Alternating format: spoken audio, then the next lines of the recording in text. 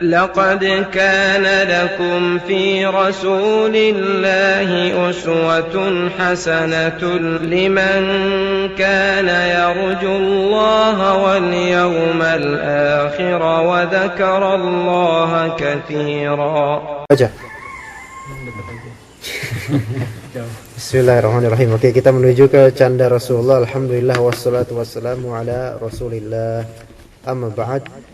Pembahasan tentang canda Rasulullah sallallahu alaihi wasallam. Khalid, maju aja, maju. Ayo, sini. Fadhal. Canda Rasulullah sallallahu alaihi wasallam. Ya. Ya, mantap baca yang mantap. Bismillahirrahmanirrahim. Canda Rasulullah sallallahu alaihi wasallam. Rasulullah sallallahu alaihi wasallam adalah seorang pemimpin yang sangat memperhatikan urusan umat dan seluruh pasukannya. Beliau juga sangat perhatian terhadap bawahan serta anggota keluarga. Di samping itu, beliau juga tetap menjaga amal ibadah serta wahyu yang diturunkan. Dan banyak lagi urusan lain yang beliau perhatikan. Sungguh merupakan amal yang sangat agung dalam rangka memenuhi tuntutan kehidupan dan membangkitkan motivasi yang tidak akan mampu dilaksanakan oleh sembarang orang. Namun Rasulullah Shallallahu Alaihi Wasallam meletakkan setiap hak pada tempatnya. Beliau tidak akan mengurangi hak orang lain atau meletakkan hak tersebut tidak pada tempatnya. Meskipun sangat banyak beban dan pekerjaan, namun beliau tetap memberikan tempat bagi anak-anak kecil di hatinya. Beliau sering mengajak mereka bercanda dan bersenda gurau, mengambil hati mereka dan membuat mereka senang. Abu Hurairah radhiyallahu anhu menceritakan, para sahabat bertanya kepada Rasulullah sallallahu alaihi wasallam, "Wahai Rasulullah, apakah engkau juga bersenda gurau bersama kami?" Beliau menjawab, "Na'am, ghairu anni la aqulu illa haqq." Tentu, hanya saja aku tidak berkata kecuali yang benar. Diriwayatkan oleh Ahmad. Anas radhiyallahu anhu menceritakan kepada kita salah satu bentuk canda Rasulullah sallallahu alaihi wasallam. Ia berkata, Rasulullah sallallahu alaihi wasallam pernah memanggil dengan sebutan ya dzal dzunain. Ya dzal udzunain. Wahai pemilik dua telinga. Maksudnya bergurau dengannya. Diriwayatkan oleh Abu Daud. Anas radhiyallahu anhu mengisahkan Ummu Sulaim radhiyallahu anha mempunyai seorang putra bernama Abu Umair. Rasulullah Shallallahu Alaihi Wasallam sering bercanda dengannya setiap kali beliau datang. Pada suatu hari Rasulullah Shallallahu Alaihi Wasallam datang mengunjunginya untuk bercanda. Namun tampaknya anak itu sedang sedih. Mereka berkata, "Wahai Rasulullah, burung yang biasa diajaknya bermain sudah mati." Rasulullah Shallallahu Alaihi Wasallam lantas bercanda dengannya. Beliau berkata, "Ya Aba Umair, ma fa'alan nughayir." Wahai Abu Umair, apakah gerangan yang sedang dikerjakan oleh burung kecil itu? Diriwayatkan oleh Abu Daud. Di sini ada faedah sedikit. Enggak, tutup situ. Candanya Rasulullah SAW. Candanya Rasulullah di sini diawali dengan penjabaran bahwasanya Rasulullah adalah pemimpin yang sangat memperhatikan urusan umat dan seluruh pasukannya. Apa korelasinya gitu loh, pemimpin sama bercanda? Ya namanya pemimpin ya harus punya juga sense of humor juga gitu kan. Jangan sampai semua itu harus baku, ya nggak pernah ada bercandanya. Rasulullah aja yang memimpin umat ini itu punya candaan. Dan juga Rasulullah mendahului apa-apa dengan senyuman dan dengan rifq. Ya. Beliau juga sangat perhatian dengan bawahan serta anggota keluarganya. Dan di antara cara untuk memperhatikan adalah dengan candaan. Abu Hurairah radhiyallahu anhu menceritakan pada para sahabat bertanya kepada Rasulullah, "Wahai Rasulullah, engkau ini kan pemimpin nih. Engkau pemimpin kaum, presiden kami. Apakah engkau juga mau bercanda sama kami?"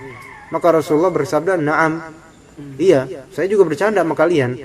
Tetapi ghairu anni la aqulu illa haqqa. Tetapi saya ini bercandanya enggak bakal ngomongin kecuali yang benar. Saya enggak bakal bohong dalam bercanda gitu.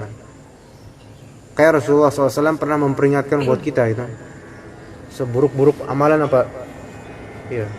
Yang bakal bikin kita nyesel. Kita bercanda kita bercanda tapi bohong kalimatnya supaya diketawain orang. Nah itu kan kita banget gitu kan. Stand up comedy. Kalau itu udah jelas, kalau stand up comedy itu udah kadzib semua itu. Dari awal sampai akhir tuh bidayah wa nihayah itu kadzib semua kan. Nah, ya gimana kalau yang itu udah jelas itu munkar. Tapi kan kadang kita selentingan kalau kita bercanda biasa gitu.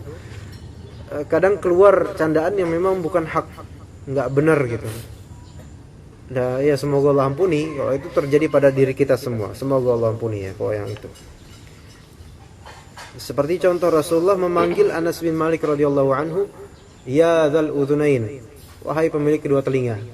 Ini hak bukan? Siapa yang punya 3 telinga? Iya benar, wahai pemilik kedua telinga. Tapi kan kalau misalnya candaan itu bersifat yang benar-benar mengejek fisik, maka ini beda lagi. Ini diriwayatkan oleh dalam hadis sahih Rasulullah SAW melarang anna Rasulullah SAW maka nafahishan wala mutafahishan. Rasulullah tidak keji dan tidak berbuat kekejian. Di antara keji kan kok ngejek fisik orang sebenarnya gitu, dan kita mungkin melakukannya.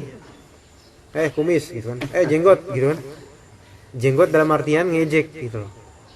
Orang mana sekarang kan orang yang menjalankan sunnah, ya pasti ada rasa sebel kalau dibilang jenggot, padahal benar memang berjenggot. Itu benar bercanda mungkin, namun ada rasa kayak diejek saya nih gitu kan. Gitu. Tapi ya sabar. Anda dulu pernah setiap di waktu masih tinggal di Kalibata di rumah sana, teman lama dia udah jadi preman ya. Makomnya ya masih makom stage berapa gitu kan levelnya. Baru datang ya. Waktu itu dia selalu nongkrong di suatu tempat. Ya anak selalu lewat situ, mau sholat ke masjid, mau kemana ke pasar, selalu ngelewatin dia. Dan ketika lewat selalu ada bilang, jenggot gitu. Lalu usianya tuh 5 tahun di bawahnya. Gimana itu rasanya tuh? Pengen gimana gitu kan? Pengen nyari ribut nih orang nih, gitu kan?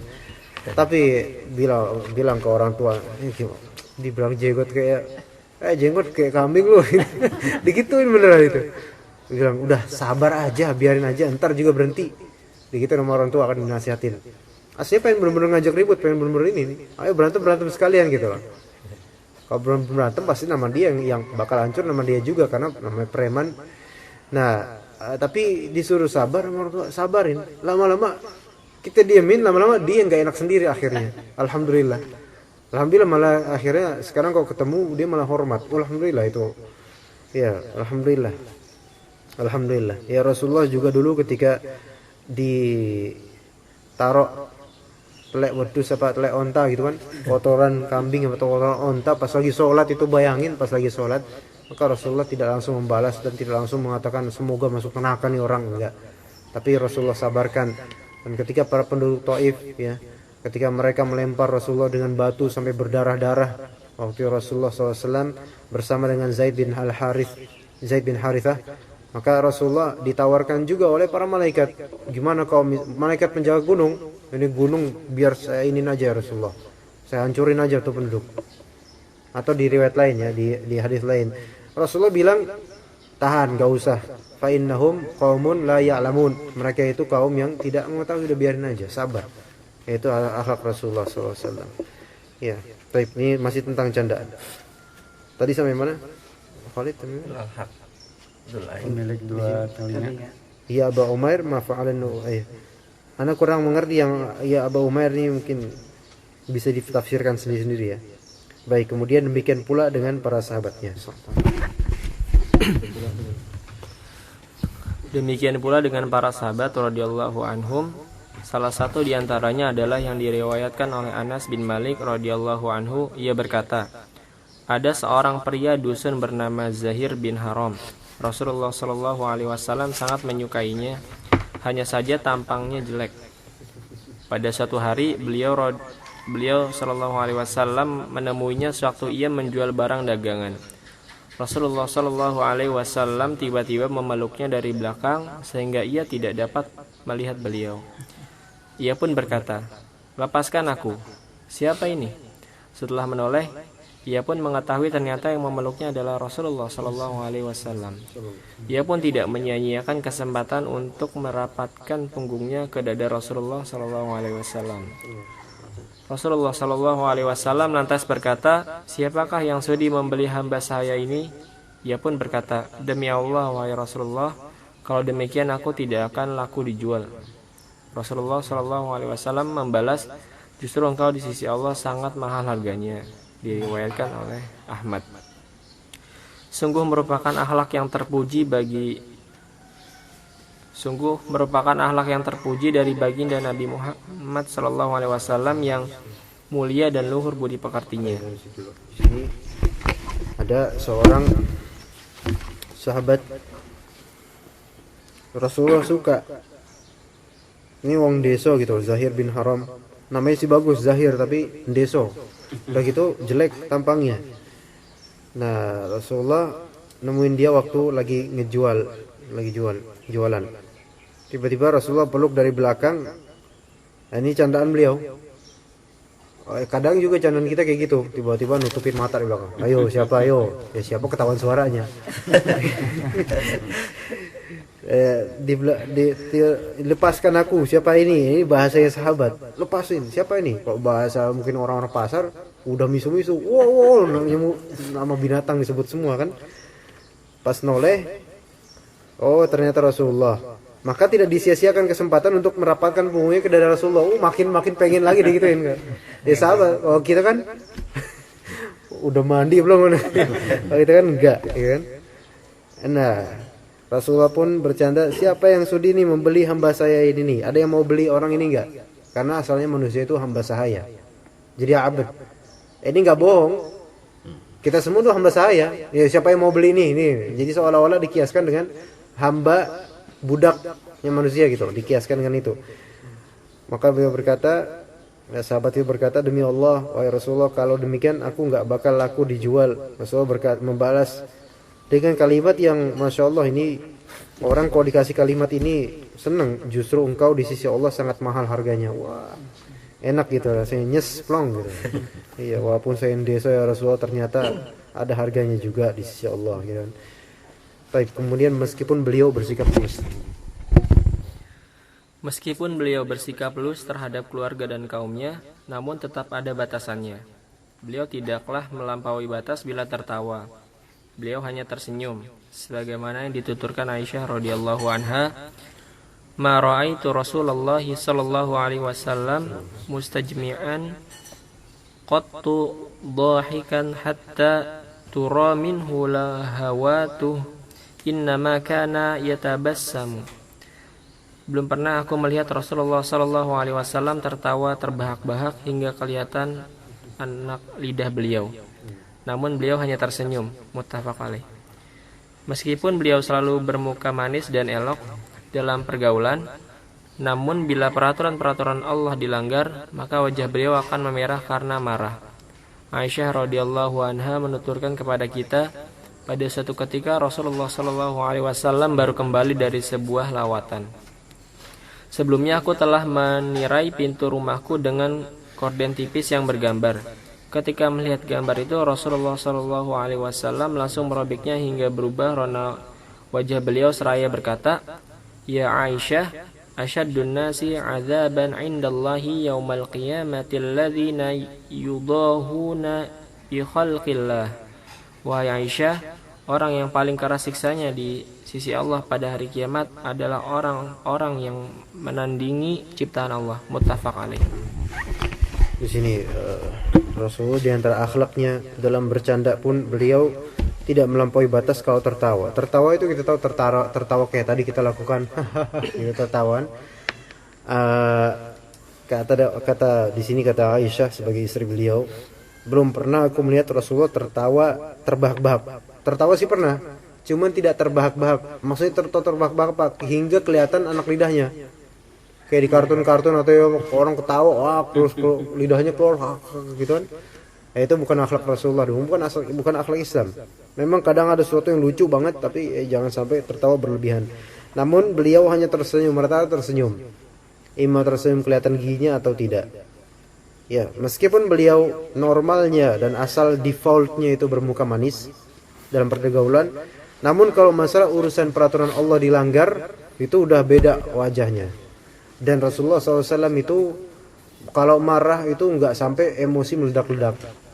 Tapi kemarahan Rasulullah itu cukup dengan melihat rona wajah sudah tahu bahwa Rasulullah sedang marah. Dan biasanya orang yang seperti itu, yang ramah, itu nggak dia kalau marah nggak bakal ngamuk-ngamuk. Tapi kelihatan dari sorot matanya, kelihatan dari wajah aroma mukanya. Dan itu orang-orang berwibawa seperti itu rata-rata. Maka orang-orang yang berwibawa nggak bakal marah meledak-ledak, itu biasanya orang emosional. Nah di sini Rasulullah SAW sebagai pemimpin, dan insya Allah kita semua adalah pemimpin, alhamdulillah minimal rumah tangga itu. Kalau bisa tiru Rasulullah SAW dalam marahnya beliau, itu marahnya ketika peraturan-peraturan Allah dilanggar. Adapun kalau marah karena istri salah masak, salah ini, maka jangan kita jadikan kemarahan itu sebagai kemarahan yang sama dengan kemarahan ketika peraturan Allah dilanggar. Iya. Di sini juga ada masalah ketika Rasulullah melihat Aisyah radhiyallahu an telah menirai pintu rumahnya dengan korden tipis yang ada gambarnya. Masalah ini, masalah fitnah ini terjadi sekarang susah untuk dihindari. Kita mau menghindari gambar susah. Gambar yang sengaja dipajang susah. Kayak misalnya uang, kita susah menghindari uang. Bahkan kita yang mencari uang. Dari uang itu bergambar semua masalahnya, ya kan? Kemudian masalah kayak popok bayi, bedong bayi, baju bayi, celana bayi. Waktu sebelum lahiran itu nyari popok, bedong, celana, baju atau apapun yang berkaitan dengan bayi yang tidak ada gambarnya.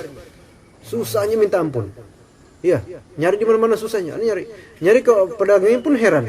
Nah, apa sih Mas nyari yang polos-polos gitu? Ya, mau Anda jelasin pakai dalil juga gak mungkin. Tapi ya mau gimana lagi? Masa bayi dibiarin gitu aja tanpa apa-apa? Ya udahlah. Karena ini udah terpaksa, ya udah. Mau gimana? Terus mau dicoret satu-satu karena banyak ininya. Susah jadinya dah. Itulah susahnya kita ya. Kita ya Masya Allah.